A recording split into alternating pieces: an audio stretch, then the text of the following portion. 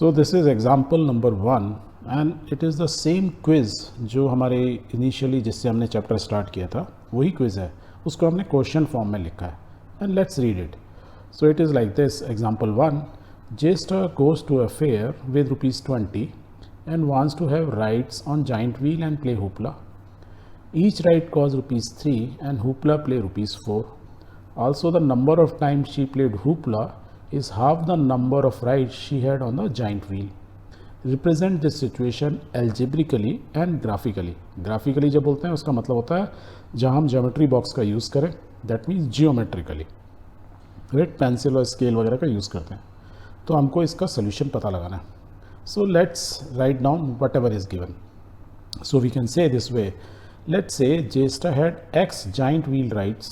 तो giant wheel rides उसकी suppose x थी and she played hoopla y times. Y time उसने हुपला खेला और एक्स टाइम वो जाइंट व्हील पर उसने झूला झूला. यदि ये दोनों चीज़ें एक्स और वाई से यदि रिप्रेजेंट करते हैं तो हमको कुछ कंडीशन दी हैं. पहली कंडीशन जो रेड में लिखी है कि she played hoopla which is half the number of times she had rides on the giant wheel. Means जितनी टाइम्स उसने हुपला खेला उससे दुगनी टाइम्स उसने व्हील्स जाइंट व्हील पर झूला झूला. तो हम इसको ऐसे लिख सकते हैं. सो हम उससे इक्वेशंस बना सकते हैं and we can have this way. y is equal to half of x और इसको थोड़ा सॉल्व कर लेंगे, 2y कर लेंगे और x को एक ही तरफ ले आते हैं तो we can say x minus 2y is equal to 0. This is our first equation और लीनियर इक्वेशन बन गई. एंड द सेकेंड में हमको यहाँ दिया हुआ है कॉस्ट दी हुई है कि दोनों की कॉस्ट कितनी. हुपला 4 रुपये में था एंड झूला जो था 3 रुपये में था और हमको मालूम है एक्स टाइम ये झूला वाई टाइम ये झूला 20 रुपीज़ के पास टोटल है. So the another equation could be this way. 3x + 4y is equal to 20. So these are our 2 equation और क्विज में भी हमने ऐसे ही लिख के दी, राइट. अब इनको हम सॉल्व करने की कोशिश करेंगे. कैसे करना है पहले हमको ग्राफिकली इजी है, पहले वो समझ लें. So let's represent these equation graphically. और किसी 2 इक्वेशन है, 2 लाइन है या 2 लीनियर इक्वेशन है, ग्राफ बनाने के लिए हम क्या करते हैं, हम x की वैल्यू डालते जाते हैं, y की डालें, पता लगा लें, या y की वैल्यू को डिफरेंट वैल्यू डालें, x की निकालें, कोई भी एक तरीका ले लें. तो हम ऐसी टेबल बनाते थे x और y, जहाँ हम क्या करते थे नॉर्मली x की वैल्यू डालते हैं तो हमने x0 डाला, y की वैल्यू निकल आएगी. So we will find y की वैल्यू कितनी आएगी, 0. यहाँ x0 है तो y 0 हो गया. ये ऊपर ही देख लो, x0 है तो y 0.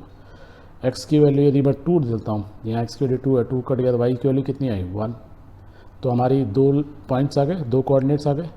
और एक लाइन को बनाने के लिए 2 कोऑर्डिनेट्स आर सफिशिएंट, इसलिए हम ज़्यादा नहीं ले रहे.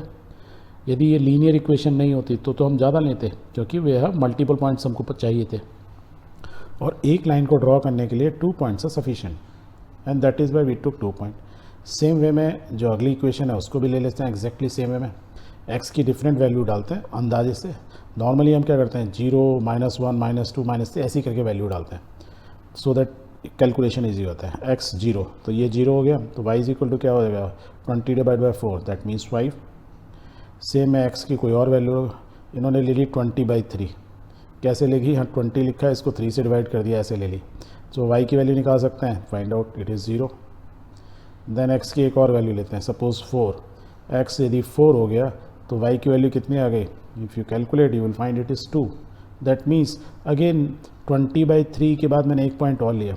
20/3 की ना यदि इसको आप डिवाइड करोगे तो कितना हो जाएगा, 3 6 18, फिर 20, फिर 6, तो आंसर क्या आएगा 6.6666. तो ग्राफ पे बनाना डिफ़िकल्ट है, इसलिए ये तो जस्ट एक एग्जांपल के लिए लिया कि यदि मैं 20/3 में डालता तो y की वैल्यू 0 निकलाई.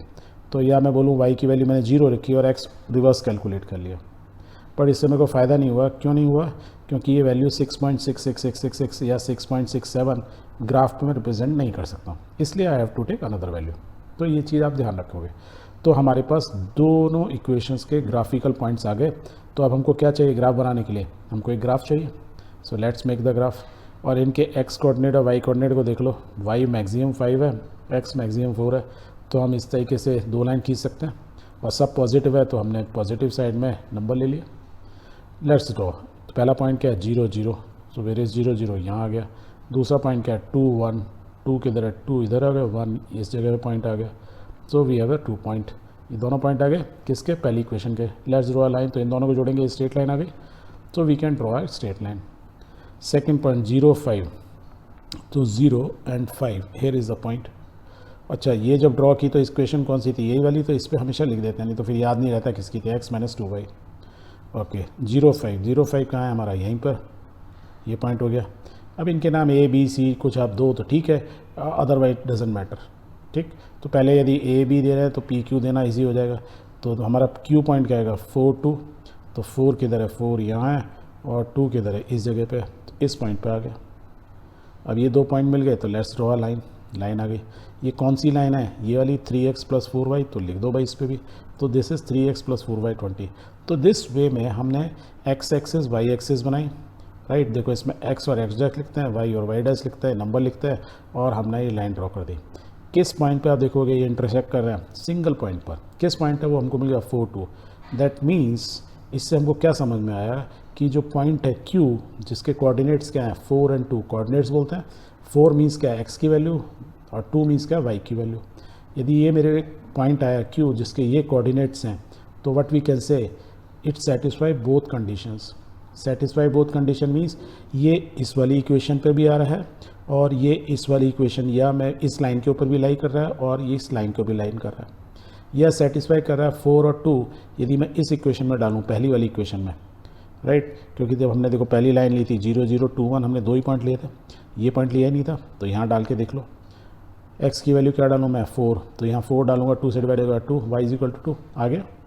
दैट मीन्स पहली इक्वेशन को भी सेटिस्फाई कर दिया इसने, और सेकंड को तो ये कर ही रहा है, यहाँ पे आ ही रहा है।